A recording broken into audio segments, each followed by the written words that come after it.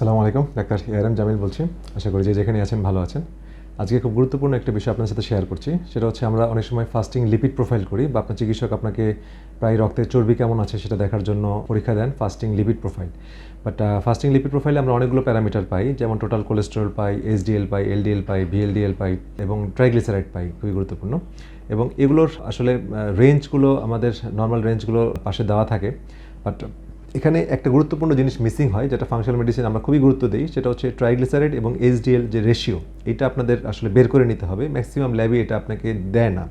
তো এটা বের করা খুবই সহজ। ট্রাইগ্লিসারাইড যেটা পরিমাণ থাকবে মিলিগ্রাম পার ডেসিলিটারে থাকতে পারে বা মিলিমোলেও থাকতে পারে, যেটি থাকুক ইউনিট একটাতেই থাকবে এবং ওইটাকে ডিভাইডেড বাই এসডিএল যেটা থাকবে সেটাতে ভাগ করবেন। ভাগ করে আপনার যদি 2-এর কম থাকে তাহলে এটা পারফেক্ট, আপনার হার্টের ঝুঁকি খুবই কম থাকবে এবং আপনার ব্লাড ভেসেল বা করোনারি আর্টারি এগুলো আপনার মোটামুটি ক্লিন।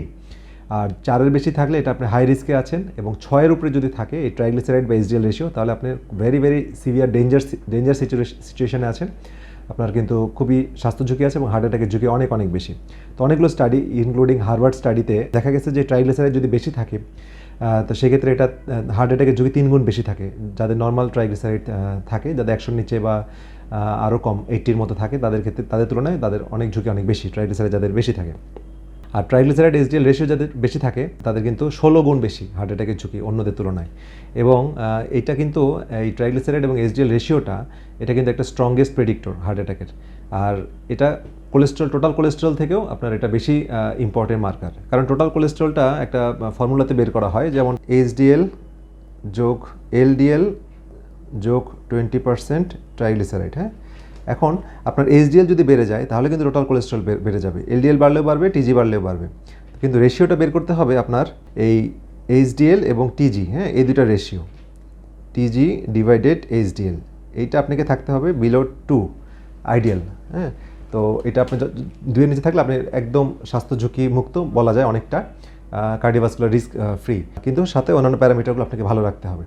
তো যাই হোক, আপনার আজকের এই ভিডিওটা আই থিঙ্ক যারা লিপিড প্রোফাইল করছেন তারা নিজেরা আপনাদের রিপোর্টগুলো বের করে এই রেশিওটা দেখে নেন। যদি আপনাদের এই রেশিওটা 2-এ থাকে, 2-এর নিচে থাকে তাহলে ভালো আছে, কিন্তু এর বেশি থাকলে আপনাকে চেক করতে হবে যে কোথায় কোথায় আপনার আরও বেশি কাজ করা উচিত। হ্যাঁ, কীভাবে ট্রাইগ্লিসারাইডটা কমিয়ে আনতে হবে, ইনসুলিন রেজিস্ট্যান্স থাকলে আপনি ইনসুলিন রেজিস্ট্যান্স কীভাবে কমাবেন, সেই বিষয়গুলো খেয়াল রাখতে হবে। তো আজকে ভিডিও এই পর্যন্তই। সবাই ভালো থাকেন, সুস্থ থাকেন। পরবর্তী ভিডিও দেখা আমন্ত্রণ রইল। আল্লাহ হাফেজ।